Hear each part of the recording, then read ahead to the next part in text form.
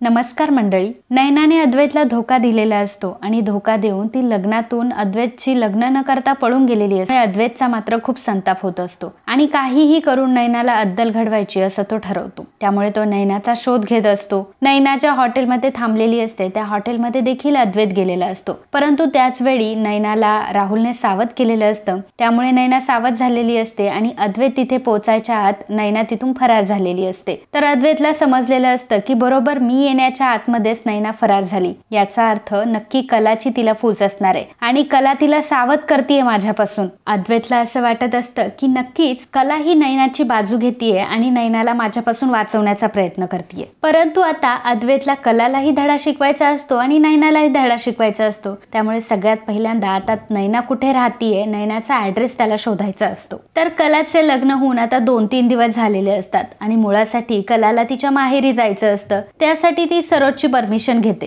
परंतु सरोज मात्र तिला पूर्णपणे नकार देत असते. सरोज तिला म्हणत असते की जर तू त्या घरामध्ये गेली आणि त्या घरातल्यांना तू भेटली तर पुन्हा या घरामध्ये अजिबात पाऊल टाकायचं नाहीस. कला त्यांना सांगत असते की माझे आई वडील तिकडे माझी वाट बघताय आणि त्यांनी जर मला एकदा बघितलं तर त्यांनाही माझी काळजी वाटणार नाही, त्यांनाही बरं वाटेल आणि त्यांच्या मनात ज्या शंका कुशंका आहे त्यांचंही निरसन होईल. कला आता आबांना म्हणत असते की आबा प्लीज तुम्ही मला मुलगी म्हणून मला माझ्या माहेरी जाण्याची परमिशन द्यावी. खरं तर ज्या घरात जशी मी सून म्हणून राहते त्या घरातली मी मुलगी आहे, त्यामुळे त्या घरावर माझा पहिला अधिकार आहे. आणि जर नयनाताई लग्नातून पळून गेलीये तर त्यामध्ये माझ्या घरच्यांचा तरी काय दोष आहे. कला आबांना खूप रिक्वेस्ट करत असते. त्यामुळे आता आबा सुद्धा कलाचं ऐकतात आणि कलाला सांगतात की ठीक आहे कला, तू जाऊ शकतेस तुझ्या माहेरी. परंतु सरोज आबांना म्हणत असते की नाही आबा, आतापर्यंत मी तुमचं खूप ऐकलं, सगळं तुमच्या म्हणण्यासारखं केलं, परंतु आता ह्या मुलीला मी तिच्या माहेरी जाऊ देणार नाही आणि जर तुम्ही तिला हिच्या माहेरी जाऊ दिलं तर मी मात्र हे घर सोडून निघून जाईल. सरोज आता तिच्या पॉइंटवर पूर्णपणे अडून थांबलेली असते. सरोज म्हणत असते की मी आता अजिबात ऐकणार नाही.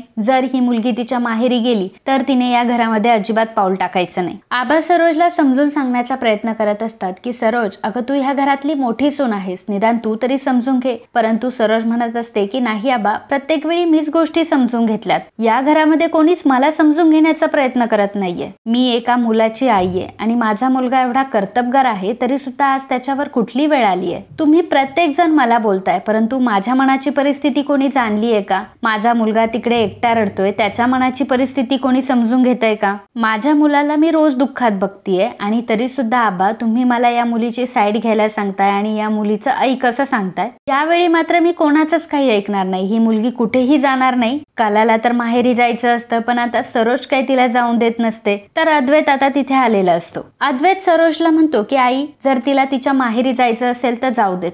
ऐकून आता सरोजला मोठा धक्का बसलेला असतो. अद्वैत कलाला सांगतो की तुला तुझ्या माहेरी जायचंय ना तर तू जाऊ शकतेस. तर कला सुद्धा अद्वैतकडे बघू लागते की अद्वैत मध्ये असा अचानक कसा काय चेंज झाला. आबा कलाला म्हणतात की कला, आता तू पहिल्याच वेळी मुळाला जातीयेस म्हटल्यावर अद्वैत तुला नेऊन सोडेल तिकडे. अद्वैतने सुद्धा आता तुझ्यासोबत यायला हवं. कला आबांना सांगत असते की आबा काही नाही, माझी मी जाईल एकटी. परंतु त्यावेळी अद्वैत कलाला म्हणतो की नाही कला, मी येतो की तुझ्यासोबत. आता जर तुझं पहिलं मूळ आहे लग्नानंतर तर मी सुद्धा तुझ्यासोबत यायला हवं ना. हे ऐकून आता सरोज प्रचंड चिडलेली असते. सरोज म्हणत असते की अद्वैत तुला झालंय काय? आता तू ह्या मुलीच्या नादी लागून तू तिच्या माहेरी जाणारेस का? अरे तू तुझा स्टँडर्ड विसरतोयस आणि तू आता ह्या मुलीच्या माहेरी म्हणजे त्या गल्लीबोळातून फिरणारेस का? अद्वैत म्हणतो की आई जाऊ दे ना, तसंही तिला तिच्या आई वडिलांकडे जायचं असेल तर माझा त्याला काही विरोध नाही. तिला जायचं असेल तर ती जाऊ शकते. सरोज त्याला विचारत असते की अरे तूच तर म्हणत होतास ना की तुला याचा प्रॉब्लेम आहे, मग अचानक तुझ्यामध्ये असा कसा काय चेंज झाला? सरोज आता काही ऐकायला तयार नसते. ती म्हणत असते की जर ही मुलगी अद्वैतला घेऊन तिच्या माहेरी गेली तर हे घर मी सोडून निघून जाईल. सर्वजण आता धक्क्यामध्ये असतात. तर कला विचार करत असते की हा अद्वैत चांदेकर अचानक माझ्यासोबत येण्यासाठी कसा काय तयार झाला. सरोजची नाही म्हणण्याची रट ऐकून आता कला म्हणते की ठीक आहे, तुम्हाला जर माझ्यासोबत अद्वैतला तिकडे नसेल पाठवायचं तर नका पाठवू. आणि जर तुम्हाला असं वाटत असेल की मी माझ्या माहेरी जाऊ नये आणि माझ्या माहेरी जाण्याने जर माझी सासू हे घर सोडून जात असेल तर मला ते अजिबात मान्य होणार नाही. तुम्ही म्हणताय त्याप्रमाणे मी नाही जाणार माझ्या माहेरी. अद्वैत मात्र सरोजला म्हणत असतो की अगं आई, तू जाऊ दे ना तिला तिच्या माहेरी, तिला जायचंय तर जाऊ देत. सरोज अद्वैतला म्हणत असते की अरे अद्वैत तुला झालंय काय? अद्वैत म्हणत असतो की अगं आई, जाऊ दे ना तिला जायचंय तर. तर आता कला अद्वैतला म्हणत असते की अद्वैत, जर त्यांना असं वाटत असेल की मी नाही जावं तर मी नाही जाणार, मला काहीच प्रॉब्लेम नाहीये. तर अद्वैत म्हणत असतो की नाही कला, तुला तर तुझ्या माहेरी जायलाच हवं, आणि इतकंच काय, तुझ्या माहेरी आता मीच तुला सोडून येणार आहे आणि आपण दोघंही तुझ्या माहेरी जातोय. तर कलाला मात्र कळत नसतं की ह्या अद्वैत मध्ये अचानक असा चेंज कसा झाला. सरोजला ह्या गोष्टीची भीती वाटत असते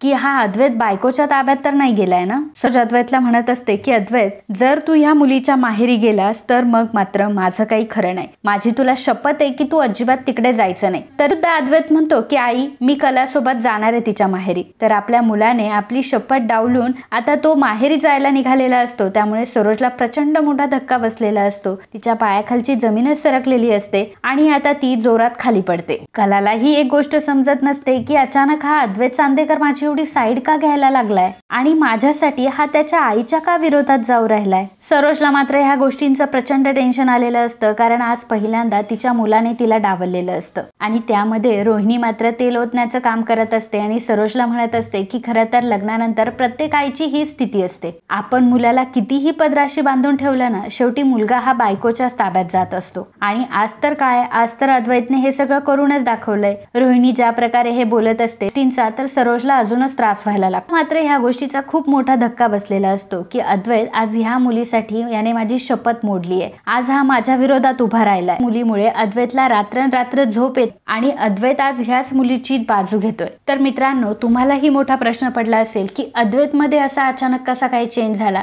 तर या गोष्टीला एक कारण आहे. अद्वैत हे जे काही करत असतो त्यामध्ये अद्वैतचा एक स्वार्थ असतो.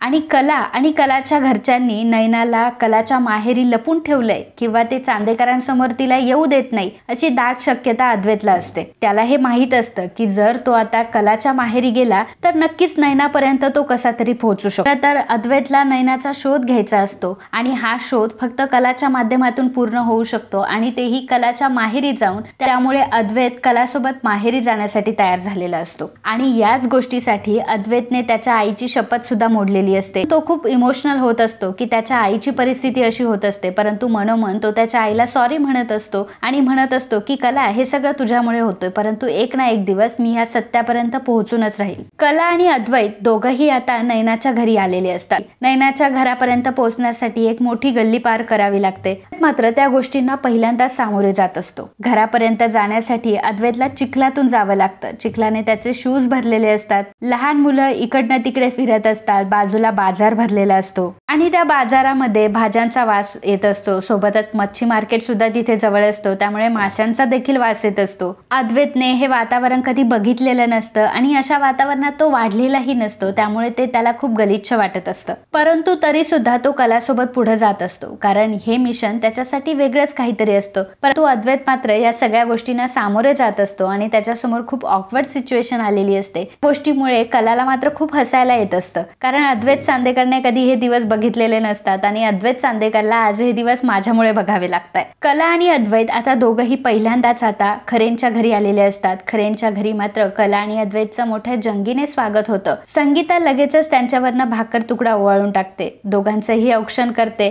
आबा सांगतात की कला आणि अद्वैत, आता तुम्ही दोघंही एकमेकांचा हात धरून घरामध्ये प्रवेश करा. कलाला असं वाटत असतं की आता हा खडूस तर काय माझा हात धरणार नाही आणि हात धरून घरामध्ये येणारही नाही, परंतु अद्वैत मात्र त्याच्या विरोधातच वागतो. तो कलाचा हात पकडतो आणि कलाचा हात समोर आता तो घरात एंट्री घेतो. तर हे बघून कलाही खूप शॉक असते. अद्वैतची नजर मात्र घरामध्ये फक्त नैनाला शोधली आणि नैना कुठे दिसते की नाही याचाच ती शोध घेत असते. परंतु कलाला मात्र खूप छान वाटत असतं, कारण अद्वैत तिच्या घरच्यांसमोर खूप चांगलं वागत असतो. त्यामुळे घरातले देखील खूप खुश असतात आणि आपल्या लेकीचा सुखी संसार बघून त्यांना भलताच आनंद झालेला असतो.